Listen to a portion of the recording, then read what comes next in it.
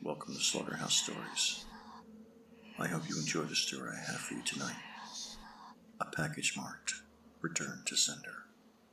My neighbor is one of those annoying wannabe YouTube personalities. Over the years, I've seen him cough out cinnamon, lay flat on the hood of his car as it slowly creeps down the driveway, and douse himself in lukewarm water.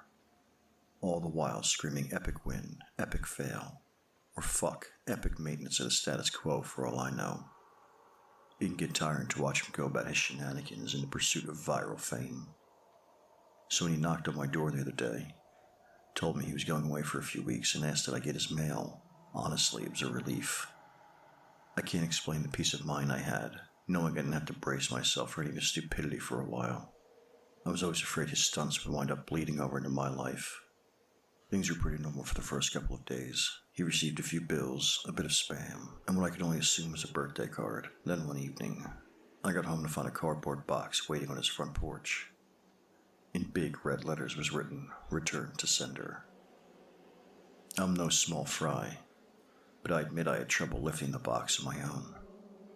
It was really freaking heavy. Lugging it across the road to my house was even harder, and I quickly realized there was no way I was going to drag it up the steps and through my front door. I decided I'd leave his package in my garage. It wasn't like I kept my car in there. The garage door was a piece of shit that refused to open with a good thug and a whack.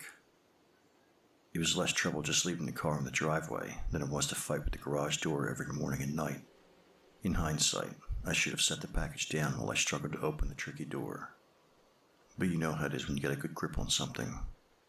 No point in setting it down if you don't have to. It was as I kicked the door for a third time that I lost my grip on the package, and it fell to the ground. I heard a light crack inside.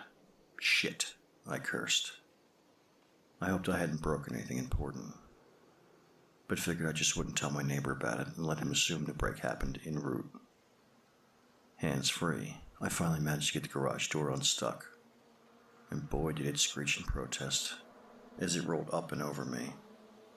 I dragged the box the rest of the way, setting it in the corner for whenever my neighbor would come back to claim it, and then I forgot all about it. Until a few days passed, that is. I'm not sure exactly how long it took for the smell to waft in from the crack under the garage to house door, but it came in a slow progression. It was a sickly sweet odor similar to a skunk, and for the first few days after I smelled it, I genuinely assumed that's exactly what it was. Roadkill that had left its mark on my house. It was only when I realized the scent was growing more intense instead of fading that I went looking for a source. That's when I opened the garage door, and that's when the odor knocked me back, making me hold my nose. The culprit wasn't hard to identify. The only change in my garage was the box in the corner. I remember thinking it must have been one of those meat of the month subscription boxes. The meat must have gone rancid from being left out of the fridge for so long. How much meat could have been in there for the box to have been so large and heavy? An entire freaking cow? I covered my nose as I approached the box, a pair of scissors in my hands. I probably wouldn't have needed them to open it, as it had become soggy enough at the bottom to poke through with a finger. But I wasn't about to poke my finger into spoiled meat juices. That soggy bottom was the reason I had to open the box in the first place. If I tried to drag it out whole, everything would spill onto the floor. I was going to have to dump the pieces of meat one garbage bag at a time, and take them down to the dumpster, a process I wasn't looking forward to. My scissors tore through the tape on the top of the cardboard box. I thought the smell couldn't get any worse, but as I flipped the flaps open, I discovered a whole new gamut of stink. It was like opening a burning oven, but instead of a heat wave, I was met with waves of piss, sweat, shit, and putrefaction. It was so bad that I staggered back and had to force down the puke begging to guzzle out of me. I don't think I could have handled that scent, mingling with the horrors coming out of the box. I'm not ashamed to admit, I ran out of the door for a breath of fresh air. And in that short time I'd spent in the garage, the smell had become so ingrained in the fabric of my clothes that it clung to me like a shadow. Nothing I tried could keep the smell out of my nostrils. Not air fresheners, not a face mask, not 3 showers and a change of clothes. Every second that box lay open in my garage was another second the smell was allowed a foothold into my home. I had to bite the bullet. I returned to the garage, the flaps of the box still open, as though inviting me to look. I was prepared, a clothespin pinning my nostrils shut, a garbage bag in one hand, the strongest cleaner I could find in the other, and long rubber gloves to keep my skin from having to touch what was inside. But as it turns out, I needed none of those things. I wouldn't have to touch or clean the contents of that box. I would only have to suffer the nightmares every night.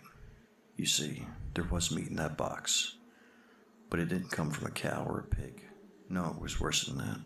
It was my neighbor. Dead. Still in one piece, but dead. I called the cops, and naturally they took me in for interrogation. It's kind of hard not to suspect the man with a corpse in his garage after all.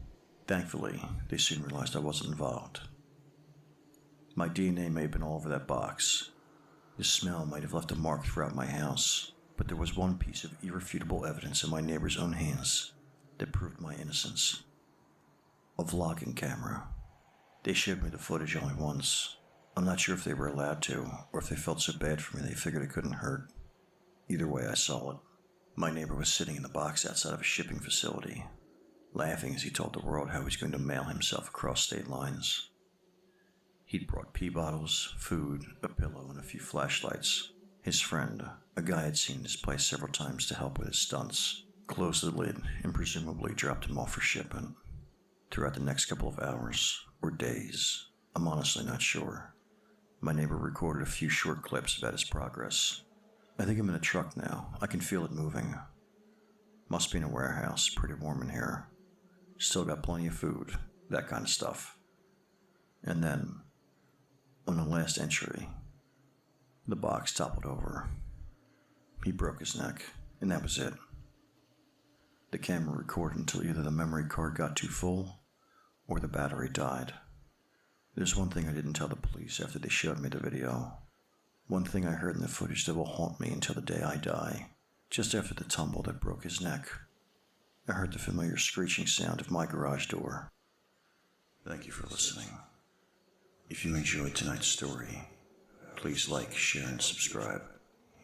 And until next time, stay spooky.